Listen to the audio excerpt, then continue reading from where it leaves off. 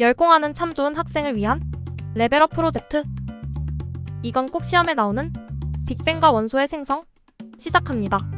빅뱅 이후 물질을 구성하는 입자가 생성되지 않았으면 내가 세상에 존재할 수 없어요. 이건 정말 중요한 사건이에요. 내가 태어난 생일 외우듯이 이 영상에서 숫자가 나오는 부분은 꼭 특히 외우셔야 돼요. 모바라고요? 시험에 꼭 나오고 많이 틀려요. 꼭 끝까지 정주행하시고 선물도 챙기세요. 시험에 꼭 나오는 핵심 포인트 첫 번째, 원소의 기원 3가지. 하나, 원자번호 1번과 2번 수소와 헬륨은 빅뱅 즉 우주 대폭발 시 형성되었고, 둘, 별 내부의 핵융합 반응으로 헬륨부터 철까지 만들어졌어요.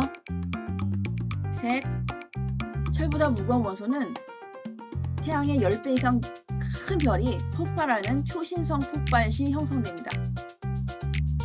핵심 포인트 두 번째, 물질을 구성하는 입자의 발견은 밖에서 안으로, 생성은 실제로 안에서 밖으로. 핵심 포인트 세 번째, 빅뱅에 의해 원소 생성 시 중요한 시점의 시간과 온도 꼭 기억하세요. 우주가 초고온, 초고밀도인 한 점에서 대폭발, 빅뱅한 시점은 지금으로부터 138억 년 전이에요. 이때를 우주 나이 0초로 보는 거예요.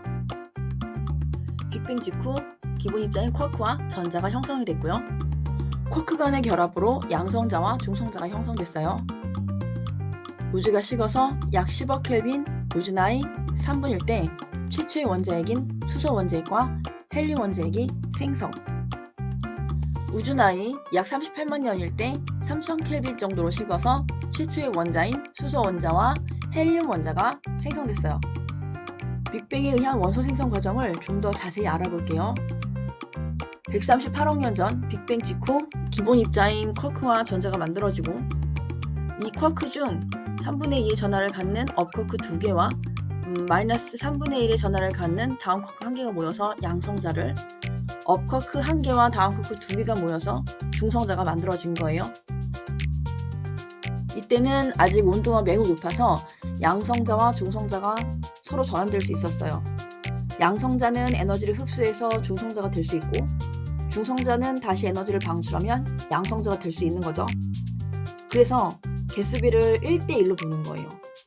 근데 우리는 계산하기 쉽게 8대8로 생각할게요. 시간이 지나면 우주 온도가 더 낮아져서 더 이상 양성자가 흡수할 에너지가 충분히 공급되지 않아서 중성자가 되지 못하는 거예요. 그럼 양성자 비율이 높아져서 양성자 대 중성자 개수비는 14대 2가 된 거죠. 양성자 2개와 중성자 2개가 모여서 헬륨 원자핵을 만들고, 나머지 12개의 양성자는 모두 수소 원자핵이 됐겠죠. 그러면 수소 원자핵과 헬륨 원자핵의 개수비가 12대 1이니까 질량비는 몇 대면? 그렇죠. 12대 4, 즉 3대 1이 된 거예요. 이렇게 된 시기가 우주 나이 3분, 온도는 몇 도였죠? 10억 켈빈.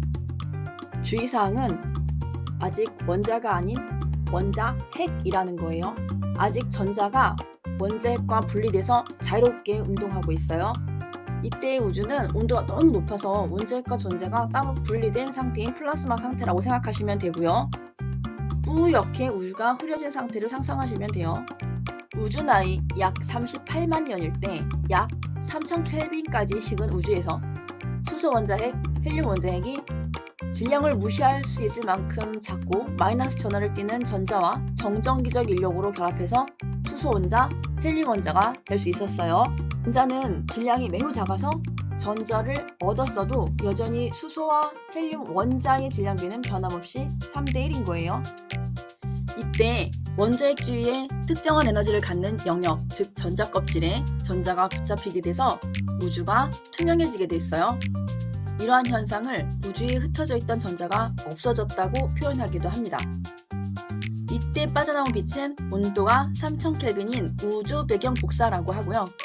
현재는 우주가 팽창하면서 파장은 길어지고 에너지는 점차 낮아졌어요. 지금은 약 3 켈빈 정도로 봅니다. 영하 270도C 정도 되는 거죠. 이렇게 낮은 수준의 에너지는 마치 TV나 라디오 같은 통신에 사용되는 전파같이 나타나서 안테나 잡음을 연구하던 펜지어스와 윌슨에 의해서 발견이 됐어요. 그래서 빅뱅 우주론을 지지하는 증거가 되었어요. 또 하나의 증거는 우주에 존재하는 수소와 헬륨의 질량비가 3대 1인 사실이 되는 거예요. 우주 배경 복사는 대체로 균일하지만 모두 같지는 않아서 상대적으로 온도가 낮은 곳에서 별이 탄생할 수 있었겠죠. 물론 밀도도 고려해야 되겠고요. 비상 교과서에서는 최초의 별이 우주 나이 약 2억 년일 때 생성되었다고 합니다. 그 이후에 별의 진화 과정을 통해서 더 많은 원소들이 탄생했을 거고요. 조혜연쌤, 여기까지 함께한 열공하는 참 좋은 학생들을 위한 선물이 뭔지 알려주실 수 있을까요? 여기까지 함께 하신 열공하는 참 좋은 학생들을 위해 메타인지를 깨우는 셀프 테스트 겸 요약 정리를 할 수 있도록 준비했어요. 이 영상에서 다룬 내용은 단연간의 기출문제에서 꼭 나오는 핵심을 요약한 것이니까 흘려버리지 마시고 설명란에 첨부해드리는 링크를 클릭해서 셀프 테스트 보시고 틀린 부분은 꼭 외우시기 바래요. 열공하는 참 좋은 여러분을 응원합니다.